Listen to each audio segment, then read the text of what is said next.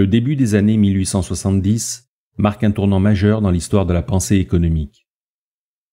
Trois penseurs, de nationalités différentes, vont indépendamment et quasi simultanément développer un concept innovant, celui de l'utilité marginale, qui va bouleverser la science économique.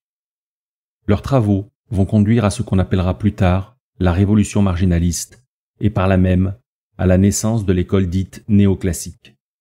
L'un des trois protagonistes de cette révolution est l'Autrichien Karl Menger. Depuis Vienne, il rédige et publie son ouvrage fondateur, Principes d'économie politique, dans lequel il expose sa vision toute personnelle du marginalisme. Ce faisant, il donne une nouvelle théorie de la valeur, non pas fondée sur le coût de production, en particulier le coût du travail, mais sur la notion d'utilité marginale décroissante. Mais Menger n'est pas seulement célèbre pour avoir été à l'origine d'un bouleversement conceptuel dans l'histoire des sciences économiques. Il l'est tout autant pour avoir fondé une école de pensée particulière, l'école autrichienne d'économie, qui se distingue de l'école néoclassique sur les plans philosophiques et méthodologiques.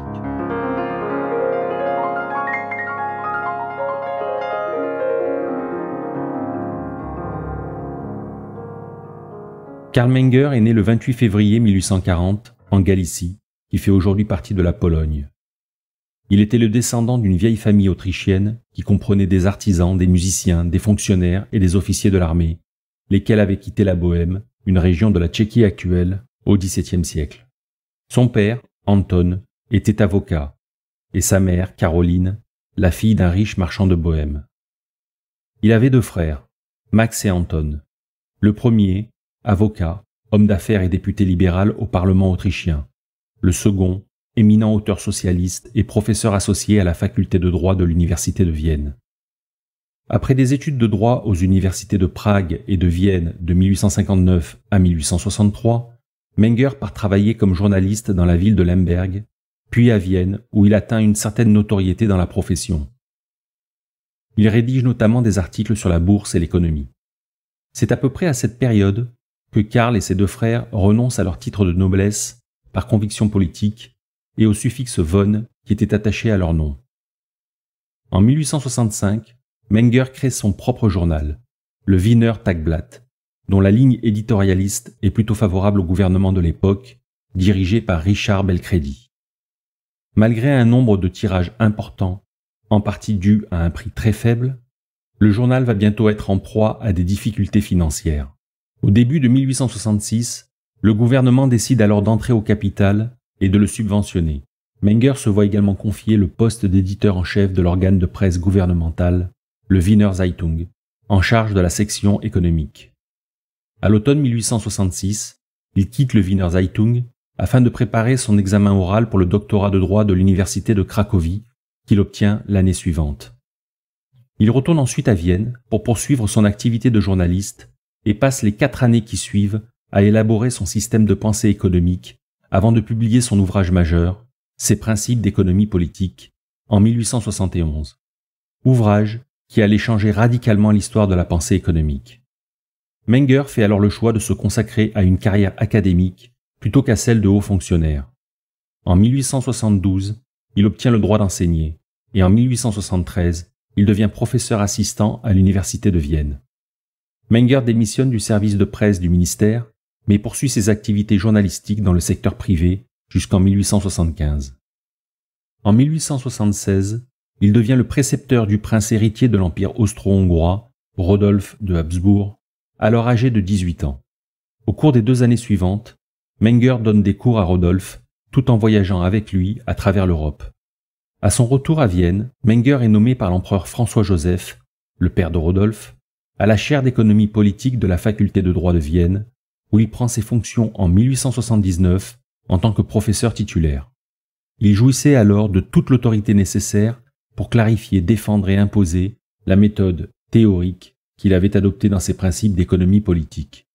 Son ouvrage avait en effet déclenché une vive polémique autour de la méthode à utiliser pour étudier les phénomènes économiques.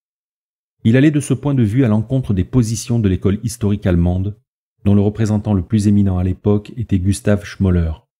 Ainsi, de 1871 et la parution de ses principes d'économie jusqu'en 1883, date à laquelle il publie son deuxième ouvrage majeur, Les recherches sur la méthode, Menger cherchera à défendre son approche méthodologique de la science économique contre les attaques répétées des historicistes allemands.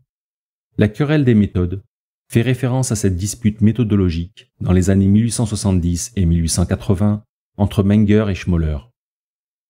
L'école historique était alors dominante dans les universités allemandes et ses représentants ont veillé à ce que les idées de Menger ne dépassent pas les frontières de l'Autriche. Après la publication des recherches sur la méthode, Schmoller et Menger se sont accrochés pendant les 2 années suivantes. En 1884, Menger répondra aux attaques de Schmoller par un pamphlet cinglant intitulé « Les erreurs de l'historicisme dans l'économie allemande ». Et le débat a continué jusqu'au XXe siècle à travers leurs disciples.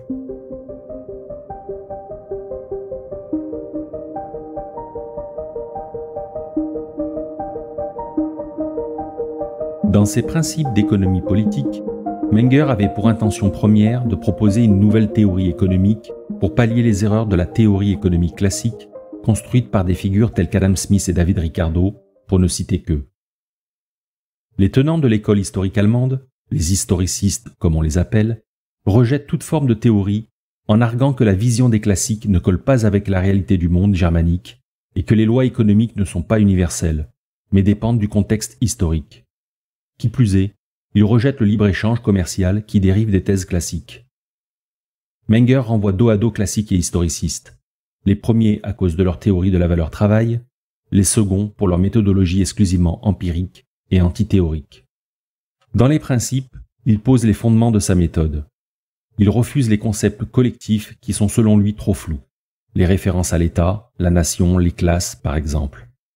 Menger veut bâtir une théorie, entre guillemets, pure et exacte. L'économiste doit déterminer les causes premières et essentielles des phénomènes économiques afin d'en déduire des lois universelles, des lois valables en tout temps et en tout lieu. Pour Menger, il faut partir d'axiomes réalistes, c'est-à-dire conformes avec l'observation du réel, et procéder par déduction pour en tirer des lois sur des phénomènes typiques, c'est-à-dire des phénomènes qui ne dépendent pas du contexte de l'époque considérée. Pour Menger, les phénomènes économiques ne s'expliquent que par les individus, leurs caractéristiques, leurs actions et leurs interactions. La cause première des phénomènes sociaux et économiques, c'est donc l'individu. Et les individus sont guidés par la recherche de la satisfaction de leurs besoins. C'est pour lui la cause première, essentielle, qui est à l'origine de tous les phénomènes économiques complexes. La méthode d'analyse de Menger, qui attribue aux phénomènes sociaux des causes liées à l'individu, est ce qu'on appelle l'individualisme de méthode, ou méthodologique. Il y a bien des similitudes entre la pensée de Menger et celle d'Aristote sur la méthode scientifique et sur la théorie de la valeur des biens. Il faut dire que le philosophe Stagirite a été pour Menger une grande source d'inspiration, comme l'ont révélé les historiens de la pensée économique. En témoigne la correspondance entre les notes manuscrites de Menger qui ont été trouvées sur sa copie des principes d'économie politique et sur son exemplaire de l'éthique à Nicomaque. L'ambition de Menger était donc de faire de l'économie une science exacte, comme n'importe quelle science naturelle. Mais il refusait l'usage des mathématiques pour y parvenir. Non pas par manque de connaissances en la matière, mais pour des raisons purement méthodologiques. Dans sa correspondance avec Walras, il expliquera que l'objet de la science économique n'est pas seulement les relations quantitatives, mais aussi la nature ou l'essence des phénomènes économiques, et de se demander comment il était possible de parvenir à la compréhension de ces phénomènes économiques à travers l'usage des mathématiques.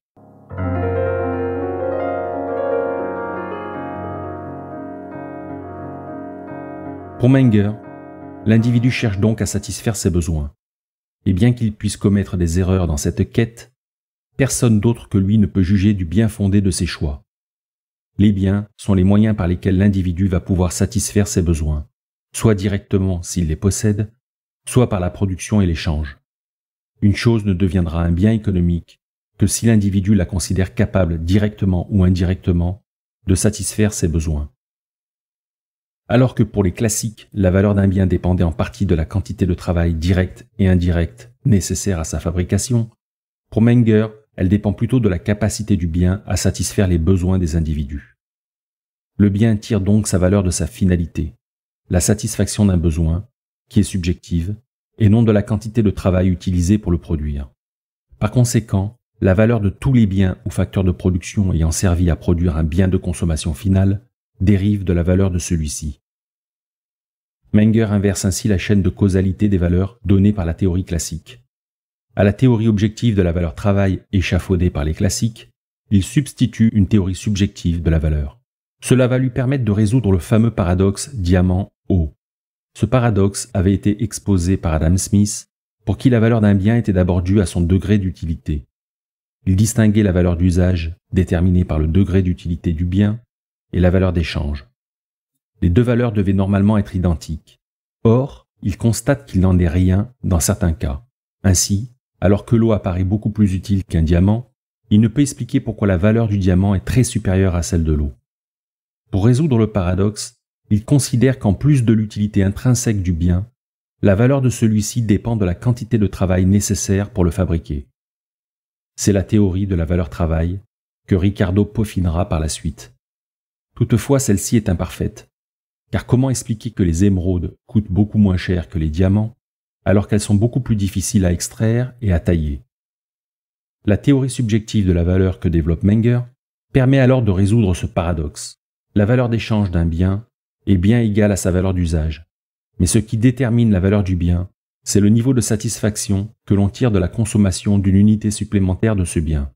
Et comme le précise Menger, le niveau de satisfaction d'une unité supplémentaire consommée décroît à mesure que la quantité consommée augmente. Ainsi apparaît le concept d'utilité marginale décroissante.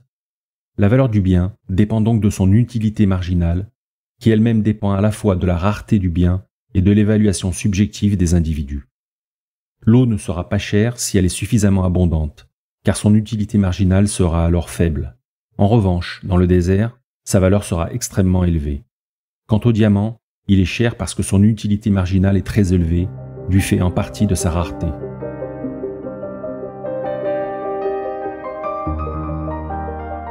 Menger explique ensuite que la raison pour laquelle les individus échangent volontairement des biens est qu'ils perçoivent subjectivement l'échange comme un moyen d'améliorer la satisfaction de leurs besoins.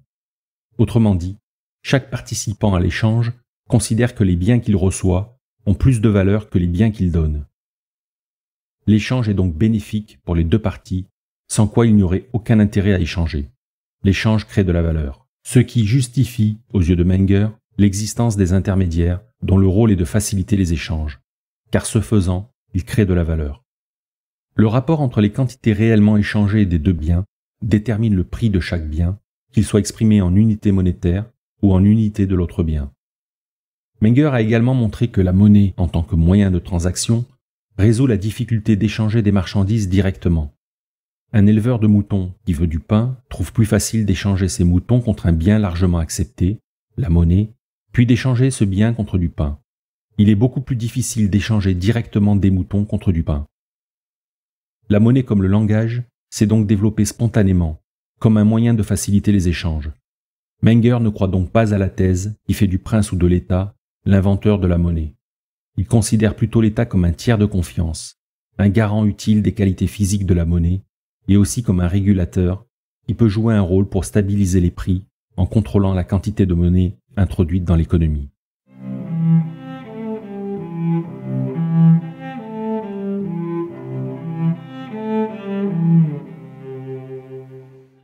À l'origine, Menger avait prévu d'écrire plusieurs tomes pour fonder une théorie économique générale. Mais l'accueil glacial qui avait été réservé à son premier opus, Les principes d'économie, de la part de l'école historique allemande, l'avait obligé à clarifier sa méthode pour en expliquer la supériorité par rapport à l'approche historique. Cela lui a pris plusieurs années comme nous l'avons vu. À la fin des années 1880, Menger prend finalement ses distances avec la querelle des méthodes pour revenir aux questions de théorie économique pure et d'économie appliquée. En 1888, il publie un article notable sur la théorie du capital. Également, au cours de cette période, Menger est membre d'une commission chargée de réformer le système monétaire autrichien, un rôle qui l'a amené à réfléchir profondément aux problèmes de la théorie et de la politique monétaire. Le fruit de cette réflexion s'est concrétisé par une série d'articles sur l'économie monétaire publiés en 1892. Menger a démissionné de son poste de professeur en 1903 et n'a plus produit d'œuvres notables jusqu'à sa mort en 1921.